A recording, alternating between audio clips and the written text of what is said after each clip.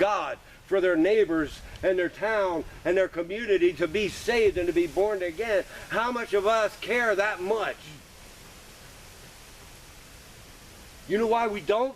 Because we don't have that fire like we're supposed to have that fire. We're not driven because we have come over the years, just like the country got to a peak and then went downhill. The church got to a peak and then went downhill, and we're on that downhill slope, and we have accepted this as the norm. This is just how it's going to be. The Bible said in the last days there would come a great falling away, and this is just how it's going to be. But I'm good, because I go to church every Sunday.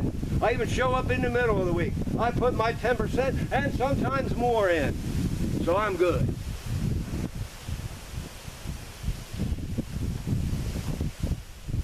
That's not your calling.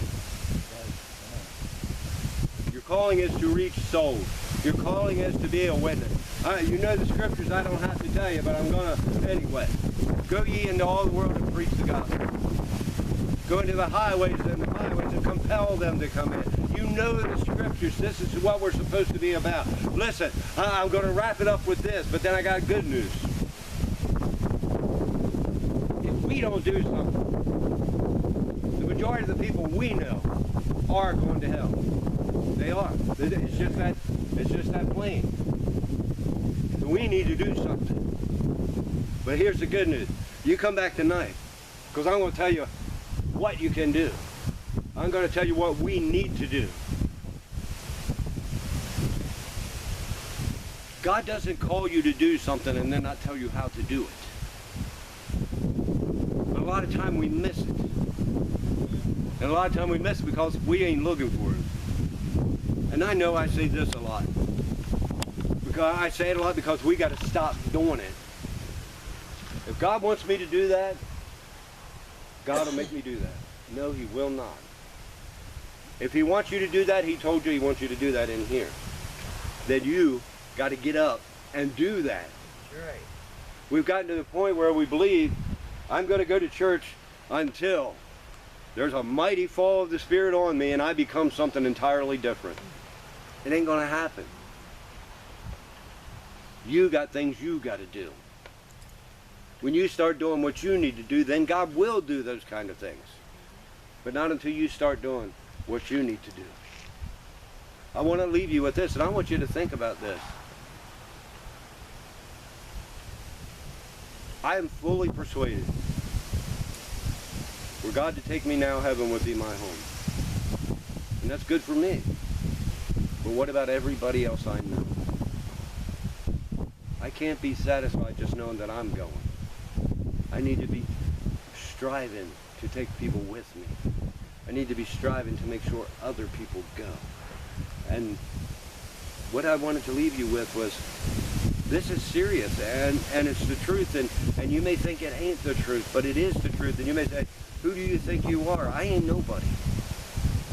But I believe that God has taught me and has been dealing with me, has been working with me, and I've arrived at a point where I can see things for what they are. And I am telling you, I truly believe in my heart and in my spirit that 90% of what calls itself the church is in danger. I'm convinced of that. And I'm convinced that those who know the truth,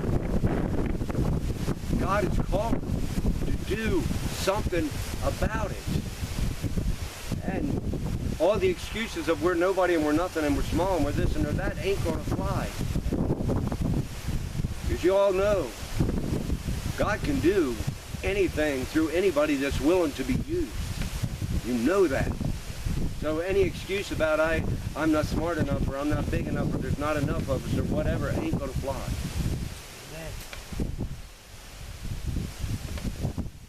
Back to my same song that I'm going to leave you with. God is building a last stage church.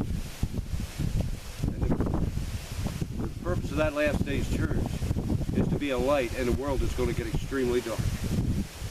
There needs to be a beacon to draw in those few that can still be drawn in.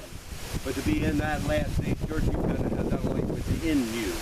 You've got to have that fire within you. And that last stage church needs to be standing up, needs to be fighting, needs to be speaking out.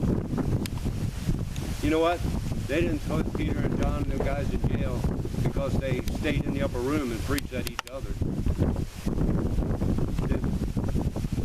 Because they took it out there.